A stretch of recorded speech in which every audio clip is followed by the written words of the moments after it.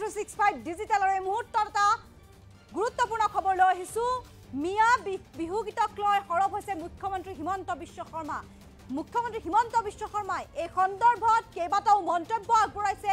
আমি সবিশেষ ফুলপেটৰ সহায়ত জনাবলৈ চেষ্টা কৰিম। মিয়া গীতক লৈ সৰব হৈছে মুখ্যমন্ত্ৰী হিমন্ত বিশ্ব শৰ্মা আৰু হিমন্ত বিশ্ব শৰ্মাৰ কেইবাটাও মন্তব্য আছে। আমি জনাবলৈ চেষ্টা কৰিম কি কৈছে। অসমৰ সভ্যতা সংস্কৃতিক ইতিকিং কৰি একাংশই মিয়া বিহুৰ প্ৰচলন কৰিছে। মিয়া বিহু গোৱা আলতাফ হুছেইনক ইতিমধ্যে গ্ৰেপ্তাৰ কৰা হৈছে আৰু আমাৰ সমাজত কোনো আক্ৰমণ আমি হ'বলৈ নিদিওঁ বুলি কৈছে মুখ্যমন্ত্ৰী হিমন্ত বিশ্ব শৰ্মাই। আমাক আক্ৰমণ কৰাৰ চেষ্টা নচলাব মুখ্যমন্ত্ৰী হিমন্ত বিশ্ব শৰ্মাৰ মন্তব্য এয়া। আৰু বাপতি সাহোন বিহুক মিয়া বিহুলৈ ৰূপান্তৰ কৰিলে কোনেও সহ্য নকৰে মুখ্যমন্ত্ৰী হিমন্ত বিশ্ব শৰ্মাৰ ডাঙৰ মন্তব্য। মিয়া গীতক লৈ সৰব হৈছে এইবাৰ মুখ্যমন্ত্ৰী হিমন্ত বিশ্ব শৰ্মা। অসমৰ সভ্যতা সংস্কৃতিক ইতিকিং কৰি একাংশই মিয়া বিহুৰ প্ৰচলন কৰিছে আৰু মিয়া বিহু গোৱা আলতাফ হুছেইনক ইতিমধ্যে গ্ৰেপ্তাৰ কৰা হৈছে। আমাৰ সমাজত কোনো আক্ৰমণ আমি হ'বলৈ নিদিওঁ, আমাক আক্ৰমণ কৰাৰ চেষ্টা নচলাব। বাপতি সাহোন বিহুক মিয়া বিহুলৈ ৰূপান্তৰ কৰিলে কোনেও সহ্য নকৰে। এয়া আছিল মিয়া বিহুক লৈ মুখ্যমন্ত্ৰী হিমন্ত বিশ্ব শৰ্মাৰ মন্তব্য। আৰু কালি ফেচবুক লাইভ যোগে কেইবাটাও ডাঙৰ ঘোষণা কৰিছিল মুখ্যমন্ত্ৰী হিমন্ত বিশ্ব শৰ্মাই আৰু সেই সময়তে ফেচবুক লাইভতেই মুখ্যমন্ত্ৰী হিমন্ত বিশ্ব শৰ্মাই মুখ্যমন্ত্ৰীগৰাকীয়ে কৈছে যে মিয়া গীতক লৈ সৰব হৈছে মুখ্যমন্ত্ৰী হিমন্ত বিশ্ব শৰ্মা। অসমৰ সভ্যতা সংস্কৃতিক ইতিকিং কৰি একাংশই মিয়া বিহুৰ প্ৰচলন কৰিছে। মিয়া বিহু গোৱা আলতাফ হুছেইনক ইতিমধ্যে গ্ৰেপ্তাৰ কৰা হৈছে।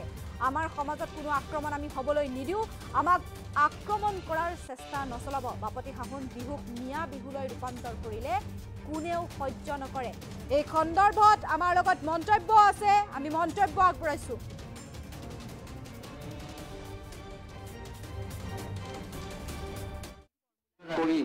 গালিগালাজ কৰি কৰবাত আমাৰ সভ্যতা সংস্কৃতিক ইতিকিং কৰিও কিছুমানে মিয়া বিহুৰো প্ৰচলন কৰিলে।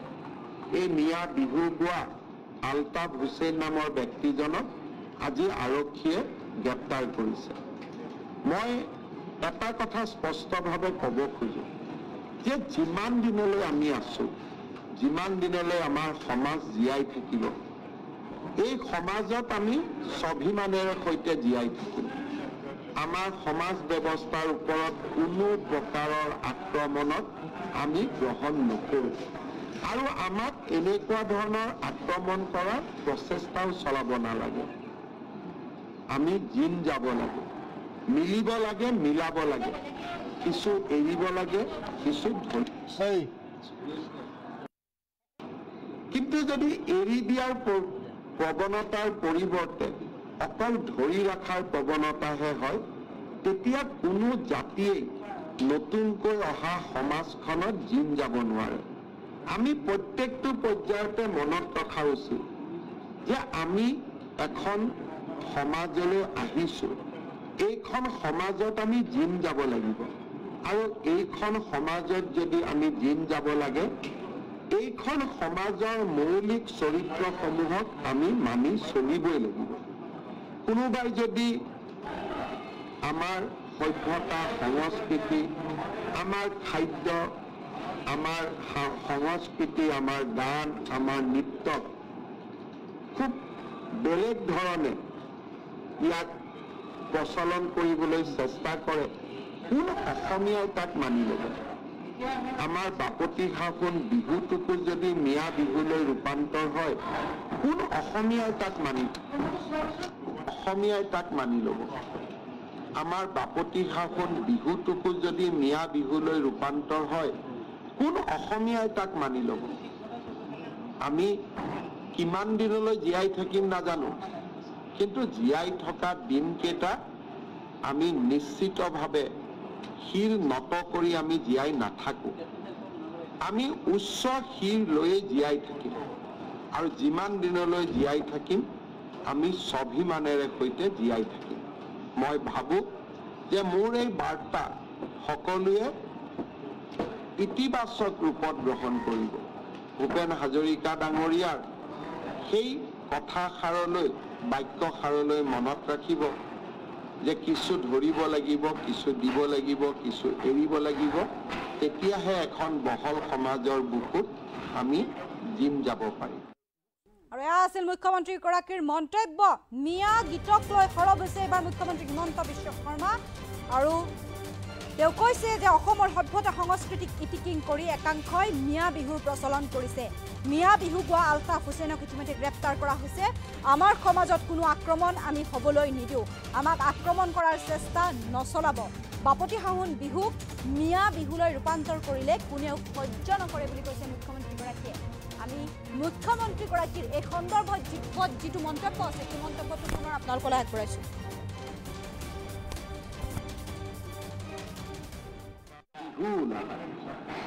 আমাক ইটিকিং কৰি গালি গালাজ কৰি কৰবাত আমাৰ সভ্যতা সংস্কৃতিক ইটিকিং কৰিও কিছুমানে মিয়া বিহুৰো প্ৰচলন কৰিলে। এই মিয়া বিহু গোৱা আলতাফ হুছেইন নামৰ ব্যক্তিজনক আজি আৰক্ষীয়ে গ্ৰেপ্তাৰ কৰিছে। মই এটা কথা স্পষ্টভাৱে ক'ব খোজো যে যিমান দিনলৈ আমি আছো, যিমান দিনলৈ আমাৰ সমাজ জীয়াই থাকিব, এই সমাজত আমি স্বাভিমানেৰে সৈতে জীয়াই থাকিম। আমাৰ সমাজ ব্যৱস্থাৰ ওপৰত কোনো প্ৰকাৰৰ আক্ৰমণত আমি গ্ৰহণ নকৰোঁ আৰু আমাক এনেকুৱা ধৰণৰ আক্ৰমণ কৰাৰ প্ৰচেষ্টাও চলাব নালাগে। আমি জিম যাব লাগে, মিলিব লাগে, মিলাব লাগে, কিছু এৰিব লাগে, কিছু কিন্তু যদি এৰি দিয়াৰ প্ৰৱণতাৰ পৰিৱৰ্তে অকল ধৰি ৰখাৰ প্ৰৱণতাহে হয়, তেতিয়া কোনো জাতিয়েই নতুনকৈ অহা সমাজখনত জিম যাব নোৱাৰে। আমি প্ৰত্যেকটো পৰ্যায়তে মনত ৰখা উচিত যে আমি এখন সমাজলৈ আহিছো, এইখন সমাজত আমি জিম যাব লাগিব আৰু এইখন সমাজত যদি আমি জিম যাব লাগে, এইখন সমাজৰ মৌলিক চৰিত্ৰসমূহক আমি মানি চলিবই লাগিব। কোনোবাই যদি আমাৰ সভ্যতা সংস্কৃতি, আমাৰ খাদ্য, আমাৰ সংস্কৃতি, আমাৰ গান, আমাৰ নৃত্য খুব বেলেগ ধৰণে ইয়াক প্ৰচলন কৰিবলৈ চেষ্টা কৰে, কোন অসমীয়াই তাক মানি ল'ব? আমাৰ বাপতি সাহোন বিহুটোকো যদি মিয়া বিহুলৈ ৰূপান্তৰ হয়, কোন অসমীয়াই তাক মানি ল'ব? আমাৰ বাপতি সাহোন বিহুটোকো যদি মিয়া বিহুলৈ ৰূপান্তৰ হয়, কোন অসমীয়াই তাক মানি ল'ব?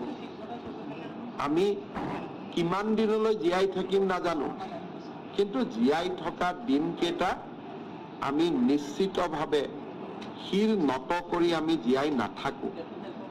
আমি উচ্চ শিৰ লৈয়ে জীয়াই থাকিম আৰু যিমান দিনলৈ জীয়াই থাকিম আমি স্বাভিমানেৰে সৈতে জীয়াই থাকিম। মই ভাবো যে মোৰ এই বাৰ্তা সকলোৱে ইতিবাচক ৰূপত গ্ৰহণ কৰিব। ভূপেন হাজৰিকা ডাঙৰীয়াৰ সেই কথাষাৰলৈ, বাক্যষাৰলৈ মনত ৰাখিব যে কিছু ধৰিব লাগিব, কিছু দিব লাগিব, কিছু এৰিব লাগিব, তেতিয়াহে এখন বহল সমাজৰ বুকুত আমি জিম যাব পাৰিম।